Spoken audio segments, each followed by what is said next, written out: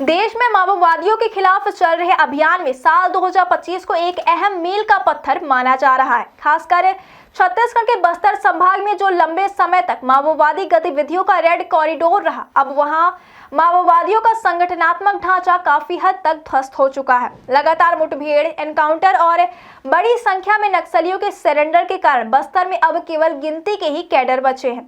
यही वजह है कि नक्सलियों के खात्मे के लिए सुरक्षा बलों के लिए 2025 का साल बेहद अहम साबित हुआ। साल भर जारी ऑपरेशन में बस्तर संभाग में नक्सलियों को बड़े पैमाने पर नुकसान उठाना पड़ा।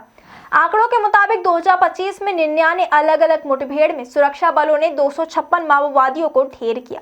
वहीं 1560 नक्सलियों ने मुख्यधारा में लौटकर सरेंडर किया।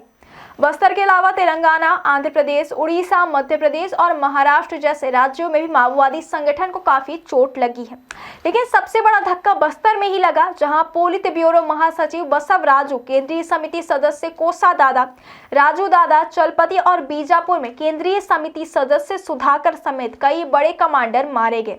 इसमें बस्तर का सबसे बड़ा टारगेट हिडमा था, जिसे आंध्र प्रदेश में ढेर किया गया। हिडमा सुरक्षा बलों की सबसे टॉप लिस्ट में था और उसकी तलाश लंबे समय से चल रही थी। इसके ढेर होने से बस्तर में नक्सलवाद के खिलाफ सबसे बड़े प्रहार माना जा रहा है। वहीं पूना मार्गेम योजना के तहत केंद्रीय समिति सदस्य Rupesh Dandakaranya, special zonal committee के सदस्य रणिता वेंकटेश, राजमन मंडावी और राजू सलाम जैसे बड़े कमांडर भी सरेंडर कर मुख्यधारा में लौट आए। बस्तर में 1560 नक्सलियों के मुख्यधारा में लौटने से कई डिवीजनों का अस्तित्व खत्म हो गया है। बड़े कैडर के माओवादियों के छूटने के बाद संगठन नए पदों की नियुक्तियां भी नहीं कर पा रहा, जिससे माओवादी संगठन कमजोर और बैकफुट पर नजर आ रहा है।